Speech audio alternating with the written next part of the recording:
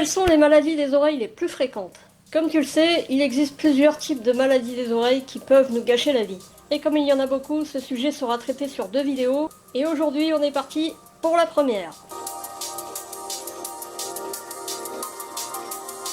Salut Warrior et bienvenue dans la vie d'une implantée auditive. Ça fait déjà 2 ans que j'ai subi ma première opération pour être implantée. Et aujourd'hui je revis et tout ça ne serait pas arrivé si je n'avais pas souffert très longtemps d'une maladie des oreilles qui s'appelle cholestéatome.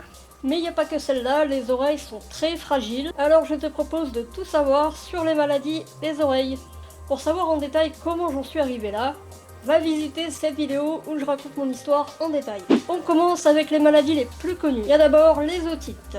Alors qu'est-ce que c'est? Ce sont des infections, des inflammations de l'oreille et il y a 3 types d'otites qui existent. On a d'abord l'otite externe qui est un petit peu l'otite du nageur. D'ailleurs j'ai une vidéo à ce sujet. C'est quand tu as une douleur et une inflammation du conduit auditif externe. Ensuite, il existe l'otite moyenne qui peut être passagère ou persistante. Et enfin, on a l'otite interne qu'on appelle aussi labyrinthite et qui est une conséquence d'une otite moyenne qui a été mal soignée. Ensuite, on a les acouphènes. Là aussi, j'ai fait une vidéo sur ce sujet, je t'invite à aller voir. Donc, qu'est-ce que c'est que les acouphènes? Ce sont des sifflements ou des bourdonnements permanents que tu entends dans tes oreilles et ça peut arriver de façon permanente après notamment un traumatisme sonore. Parfois ça peut arriver de façon moins prolongée, par exemple après quand tu vas à un concert, généralement après tu as un petit peu des acouphènes, tu as des bourdonnements dans les oreilles.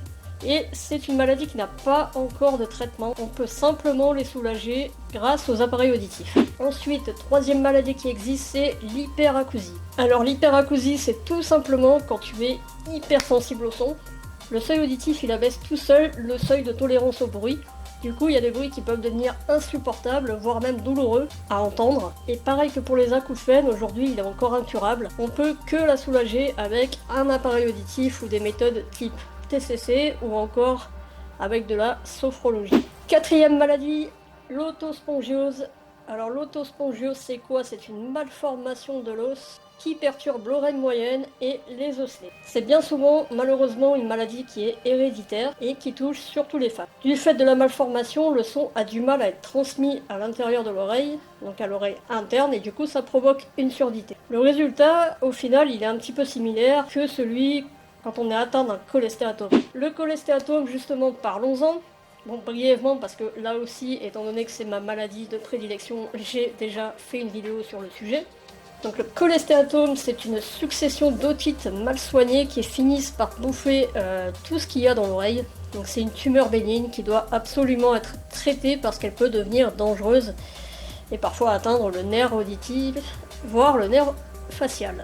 Dans mon cas, j'ai jamais eu de douleur et au total, j'ai été opéré 3 fois pour revenir à bout de cette maladie. Et le pire, c'est qu'il y a toujours un risque de récidive, donc il faut contrôler régulièrement les oreilles. Pour plus de détails sur le cholestéatome, n'hésite pas donc à aller voir ma vidéo sur le sujet. On a donc vu 5 maladies des oreilles qui sont vraiment pénibles. On a vu l'otite, les acouphènes, l'hyperacousie, l'autospongiose et le cholestéatome. On en verra d'autres dans la deuxième partie de cette vidéo qui sortira prochainement.